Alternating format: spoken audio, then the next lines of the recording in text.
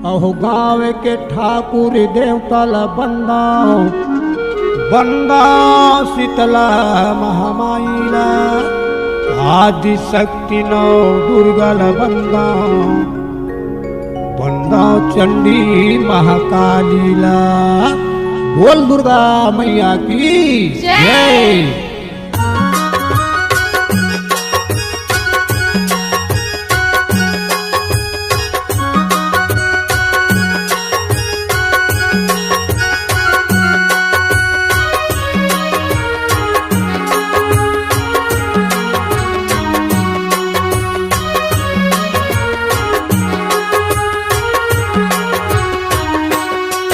महुआवा था मैया दर्शन बर को, महुआवा था ताई दर्शन बर को। महुआवा था मैया दर्शन बर तो, महुआवा था ताई दर्शन बर तो। फूला श्रृंगार धर के लाली चुनरिया रख के, फूला श्रृंगार धर के लाली चुनरिया रख के।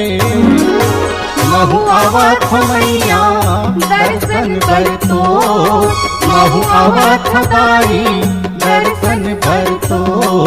महुआवा था मैया दर्शन बर तो, महुआवा था ताई दर्शन बर तो।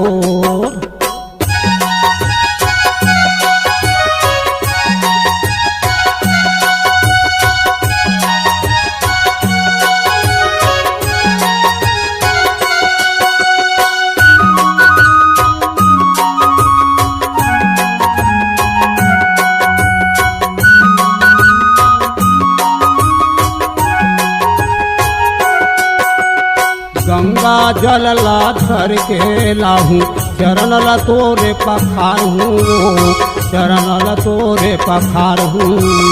ओम धूप नौ दीप जला के श्रद्धा के फूल चढ़ाऊं, श्रद्धा के फूल चढ़ाऊं। सुनहा थारी आरती उतार के सेवा मंगल गाहूं, सेवा मंगल गाहूं। तोर सेवा लगा के मैया गाँव गाँव माँ बगराऊं, तोर जसला बगराऊं। फूला श्रृंगार धर के लाली चुनरिया रख के, फूला श्रृंगार धर के लाली चुनरिया रख के।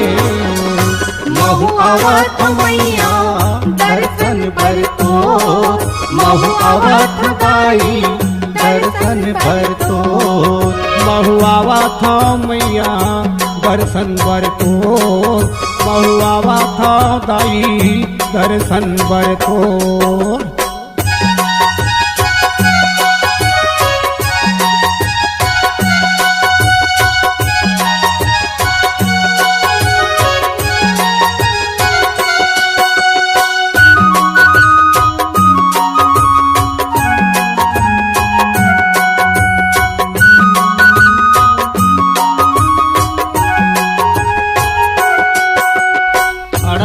अड़हा लैकाओ मैया नये हमला ज्ञान, नये हमला ज्ञान।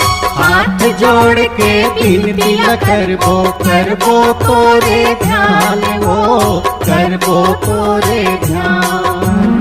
रखबे अपन अचरख छावा नौ दिन औ नौ रात, नौ दिन औ नौ रात। पापी धर्मी जमोया थे लेके मन मायास, वो लेके मन मायास। फूला श्रृंगार धर के लाली चुनरिया रख के, फूला श्रृंगार धर के लाली चुनरिया रख के। महुआवा था मैया दर्शन बर तो, महुआवा था ताई दर्शन बर तो। महुआवा था मैया दर्शन बर तो, महुआवा था ताई दर्शन बर तो। महुआवा था मैया दर्शन बर तो। महुआवा थाई दर्शन भरतो महुआवा मैया दर्शन भरतो महुआवा थाई दर्शन भरतो